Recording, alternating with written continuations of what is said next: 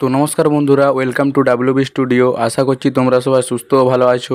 তো আজকের ভিডিওটি খুবই গুরুত্বপূর্ণ হতে চলেছে, সেজন্য ভিডিওটি শেষ পর্যন্ত দেখার অনুরোধ রইল। তো বেশি দেরি না করে চলো ভিডিওটি শুরু করা যাক। যেমনটা জানিয়েছিলাম, গ্রেগ স্টুয়ার্ট আজ অথবা কালকে আসতে চলেছেন। তো ইতিমুহূর্তে যে খবরটি আছে আমার কাছে, গ্রেগ স্টুয়ার্ট আজ রাত্রি 2:20 কিন্তু কলকাতায় পা রাখছেন। এটি কিন্তু খুবই সুখবর মোহনবাগান জনতার কাছে। তিনি এই মুহূর্তে অন দ্য ওয়ে আছেন। তিনি 3রা আগস্ট কিন্তু কলকাতায় পা রাখছেন।